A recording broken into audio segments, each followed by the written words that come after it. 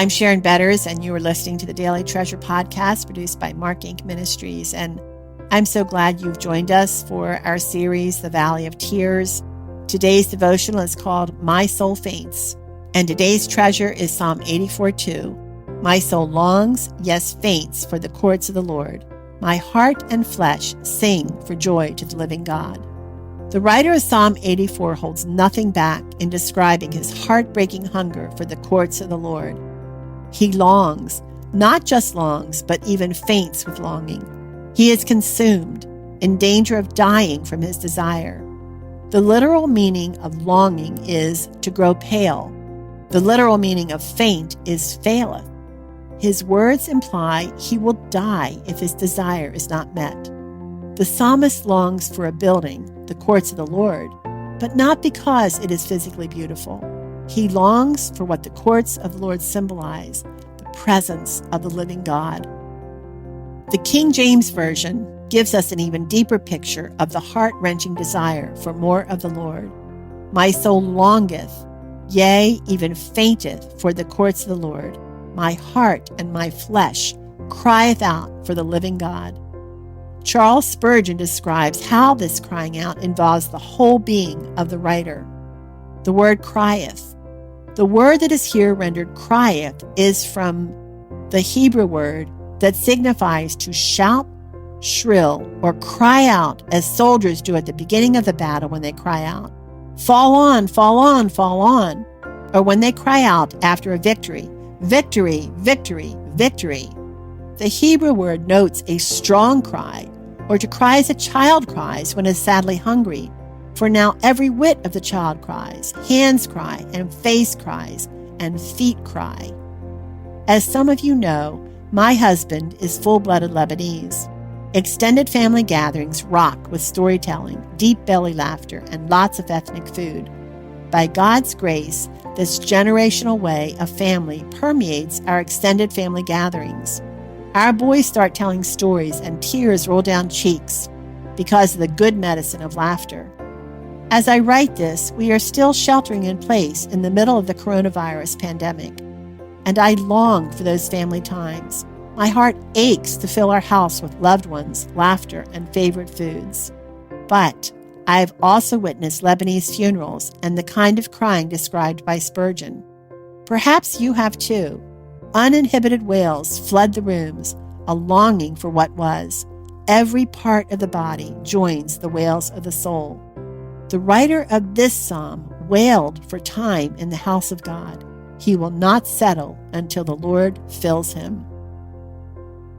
The psalmist proclaims he is not looking for an emotional high, but he longs for the Lord to consume all of him, as we read in verse 2. My soul longs, yes, faints for the courts of the Lord. My heart and flesh sing for joy to the living God. To get a fuller understanding of his hunger, let's combine the modern English Standard Version with the words of the old King James Version. Every part of my being longs for the courts of the Lord, not just my soul, but my heart and my body. If this longing is not met, something in me will die. I will not experience the fullness of the life my God has planned for me. As beautiful as the courts of God are, I hunger for what they symbolize, the presence of my Lord. Just being there pulls me into his heart, and I want more. I cry out, I plead, but then my cries turn into songs of joy, flowing from the confidence I have in my living God. The words, my heart and flesh sing for joy to the living God in Psalm 84:2 reveal the psalmist's heart is surrendered to God's purposes. He can sing for joy because he trusts his Father to give him the desires of his heart when appropriate.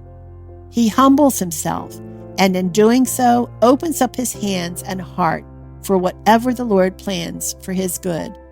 Paul repeatedly declared a similar hunger for intimacy with God's Son Jesus. 1 Corinthians 1:2 says, For I decided to know nothing among you except Jesus Christ and him crucified. And Philippians 1:21, For me to live is Christ, and to die is gain. The words of the psalmist and Paul challenge me to examine my own heart. Am I fully surrendered in humility to my Creator, my Savior, my Lord? Are you? As you ponder this question, I hope the words of this hymn help you and me to better understand the meaning of knowing nothing among you except Jesus Christ and Him crucified. Whate'er my Lord ordains is right, written by Samuel Radagast in 1675. Whate'er my Lord ordains is right, His holy will abideth. I will be still whate'er He doth, and follow where He guideth. He is my God, though dark my road. He holds me that I shall not fall, wherefore to Him I leave it all.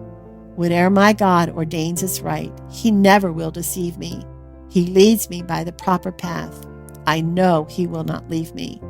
I take content what He has sent. His hand can turn my griefs away, and patiently I wait His day. Whate'er my God ordains is right. Though now this cup in drinking may bitter seem, to my heart faint, I take it all unshrinking.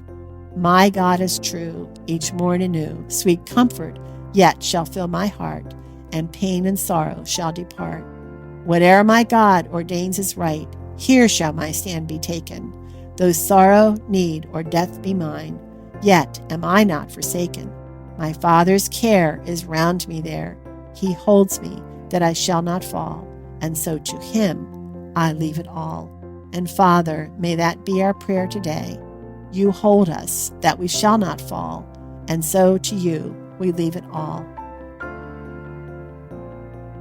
Friends, thanks so much for joining us for this Daily Treasure podcast. And as always, I am eager to introduce to you some of our guests on our Help and Hope podcast. And today, I am encouraging you to go to helpandhopenow.org and listen to my conversation with Simonetta Carr called Schizophrenia, Broken Pieces, and the God Who Mends Them. You know, when a son or a sister or a grandchild begins to behave in unexpected and disturbing ways, family members hope it is simply a phase, but for some, it is instead a lifetime illness, schizophrenia. The diagnosis of schizophrenia can bring shock, fear, and worry to everyone involved. But in the midst of the numerous challenges, hope does not have to die, so says Simonetta Carr. In our conversation, Simonetta shares the story of her beloved son, Jonathan, and her experience of caring for him as he struggled with schizophrenia. Simonetta doesn't sugarcoat the enormous challenges and emotions that were nonstop. She talks about how she fervently prayed for Jonathan, the fears she had to confront, and how the church came alongside Jonathan and her in this battle. You may not have a loved one with schizophrenia, but Simonetta and Jonathan's story will give you insight into the enormous battle facing families with such a diagnosis. Be sure to go to helpandhopenow.org, click the Help and Hope link, and look for my conversation with Simonetta Carr, Schizophrenia, Broken Pieces, and the God Who Mends Them. I'm Sharon Betters, and I'm so grateful you joined us today, and I look forward to being with you tomorrow.